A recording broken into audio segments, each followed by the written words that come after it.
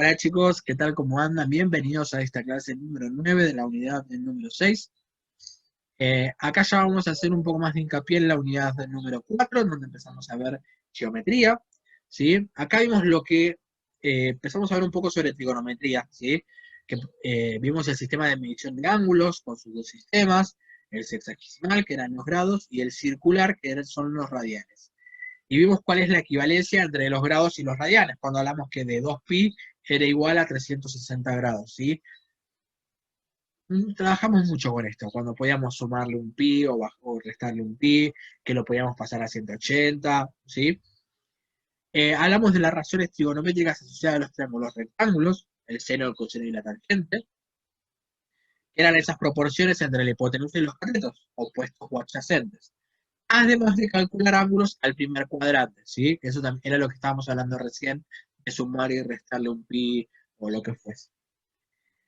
Vimos dos tipos de triángulos, rectángulos y oblicuángulos.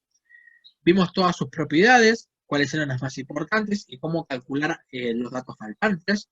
También teniendo en cuenta el teorema del seno y del coseno, que son los dos que están abajo, ¿sí? Recuerden que a cada, a cada lado le correspondía un ángulo, ¿sí? Que normalmente siempre es el opuesto, y con eso se trabajaba con respecto a los teoremas, ¿sí?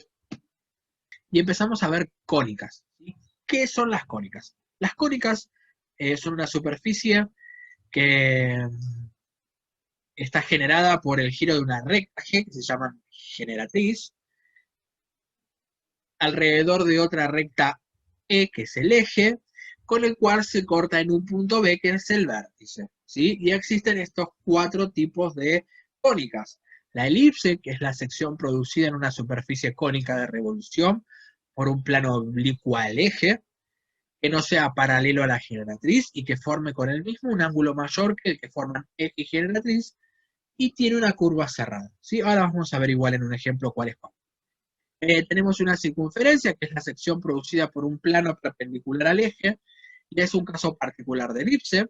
La parábola, que es la sección producida en una superficie cónica de revolución por un plano oblicuo al eje, siendo paralelo a la generatriz, y es una curva abierta que se prolonga hasta el infinito. Y la hipérbola, que es la sección producida en una superficie cónica de revolución por un plano oblicuo al eje, formando con él un ángulo menor al que forman eje y generatriz, por lo cual inciden las dos hojas de la superficie cónica, y es una curva abierta que se prolonga indefinidamente y consta de dos ramas separadas, ¿sí? Tenemos un GIF de las cónicas, espero que lo podamos ver, ¿sí? Lo tenemos acá, ¿sí? Eh, Y acá vamos a ver cómo se va formando cada una de las cónicas, ¿sí? Ahí tenemos una parábola, ahí ya tenemos unas hipérbolas, ¿sí? Ahí ya son dos rectas, ahí estamos viendo la circunferencia, el círculo, ¿sí? Y como para que puedan saberlo, las elipses y las hipérbolas, ¿bien? Esto es como para que siempre lo tengan en cuenta de qué es lo que estamos hablando cuando un plano lo corta y demás, ¿sí? Bien.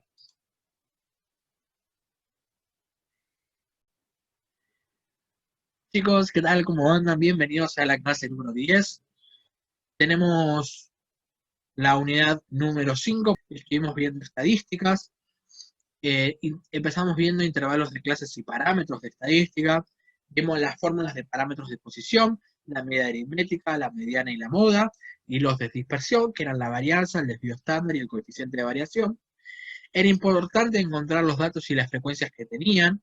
Recuerden que las frecuencias son cuántas veces se repetía el dato. Y utilizamos esta tabla que nos ayuda a tener los cálculos ya armados y que sea más fácil la recolección de los parámetros, ¿sí? Tenemos esta tabla, como tenemos acá abajo, que son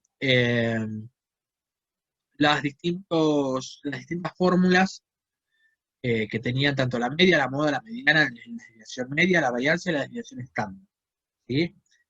Normalmente las desviaciones, tanto respecto de la media como la desviación media, no las utilizamos, al menos por esta parte.